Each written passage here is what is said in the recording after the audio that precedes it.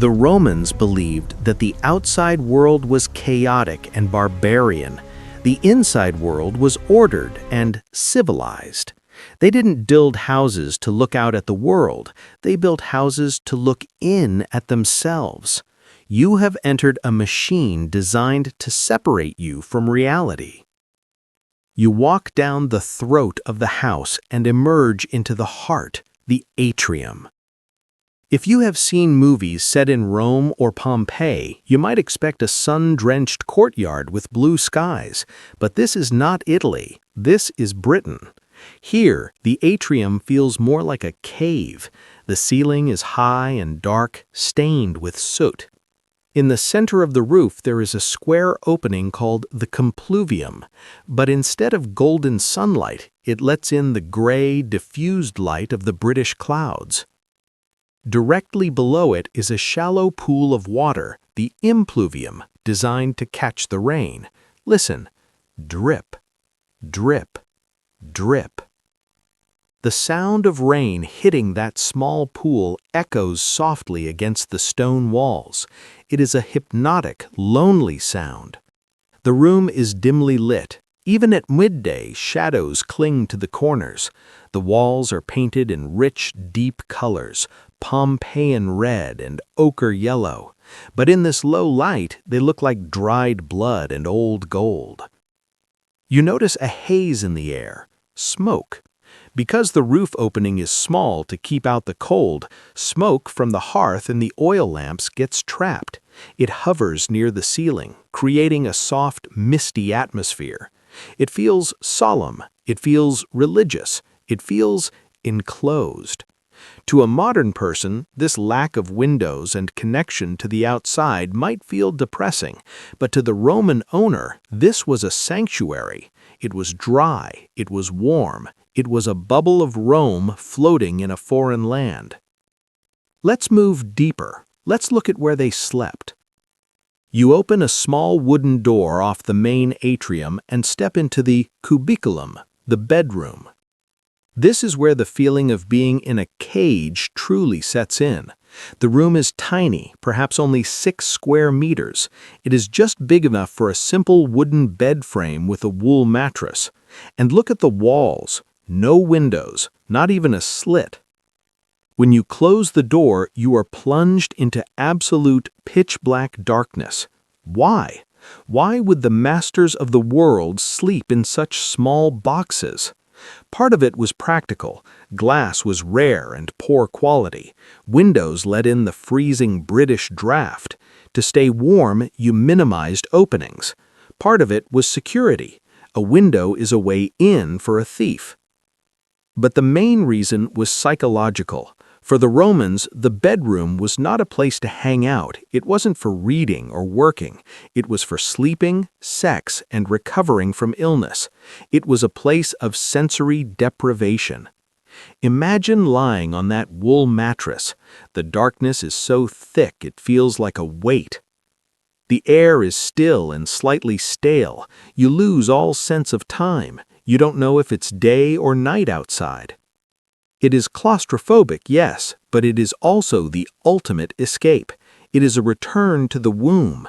In a violent, noisy, ancient world, this tiny, dark box was the only place where you could truly let your guard down. Let's end our tour in the triclinium, the dining room. This is the most decorated room in the house. The floor is a mosaic of intricate geometric patterns, thousands of tiny stones laid by hand. Here the Romans would recline on 3 couches arranged in a U-shape. They didn't sit, they lay down to eat. Imagine this room at night. There are no electric switches. The room is lit by a dozen small clay lamps burning olive oil or animal fat. The light they give off is weak and flickering. This flickering light makes the room feel alive. On the walls, frescoes of dancing fawns and hunting dogs seem to move as the shadows jump. The atmosphere is intimate to the point of being suffocating. The smell of the food, roasted pork, heavy wine, and the pungent fermented fish sauce called garum fills the heavy air. You are physically close to your guests. You cannot hide in the shadows here. As we step back out the heavy front door into the cold rain and the noise of Londinium, we take a deep breath of fresh air. To our modern sensibilities, the Roman house can feel oppressive. It was dark, smoky, and enclosed. It turned its back on nature. But think about what it offered. In a world without police, without central heating, without antibiotics, the world outside was a threat. Nature was something to be feared, not admired through a picture window. The Roman cage was built to keep people in. It was built to keep the fear out. It was a constructed reality, a box of order in a chaotic universe. So the next time you close your curtains and lock your door to shut out the world, remember, you are doing exactly what the Romans did 2,000 years ago. You are building your own fortress. Thank you for walking the dark halls of history with us. In the next episode, we will leave the safety of the land entirely. We will travel to the most isolated place on Earth, where the night is not a quiet room, but a raging storm. We are going to the lighthouse. Sleep well. Welcome back to the darkness. In our last chapter, we stood under the blinding neon lights of modern Tokyo. We saw how humanity conquered the night with electricity. But now we are going to turn the clock back nearly 2,000 years. We are leaving the future to travel to the edge of the known world. The year is 200 AD. We are in Londinium, the city we now call London. Forget the stone cathedrals and the glass shards of the modern skyline. This is a frontier town. It is a gritty, industrial, and dangerous place. The air smells of wet wool, wood smoke, and open sewers. The ground beneath your feet is a thick slurry of mud and waste. Standing here on the street, the noise is overwhelming. Iron wheels grinding on stone, the shouts of traders selling oysters and pottery, the heavy, rhythmic march of legionaries. It is a cacophony of a civilization trying to impose order on a wild island. You want to escape. You look to your right. There is a building. It is a massive block of red brick and white mortar. But look closely. It has no face. There are no windows looking out at you, no balconies, just a high, blank wall that seems to say, "Keep out." This is a Roman townhouse, a domus.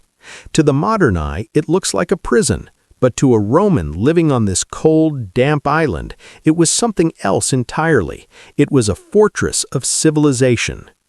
Today, we are going to push open the heavy oak door. We are going to step inside the Roman cage to understand the architecture of privacy, paranoia, and peace. You push the door. It is heavy, reinforced with iron studs to deter thieves, a constant threat in Londinium. You step over the threshold and the door slams shut behind you. Boom! The change is instantaneous. It is a physical shock to the senses. The chaos of the street is gone. The shouting, the carts, the wind, it's all cut off by walls that are half a meter thick. You are standing in a narrow corridor called the fauces, literally the throat of the house. The silence here is profound. It's a heavy, muffled silence. Take a breath. The air is different inside. Outside it was cold and damp. Inside, the air is still. It smells of beeswax used to polish the floors, the faint, acrid scent of olive oil burning in lamps, and the underlying earthy smell of damp plaster. This is the first lesson of Roman architecture: control.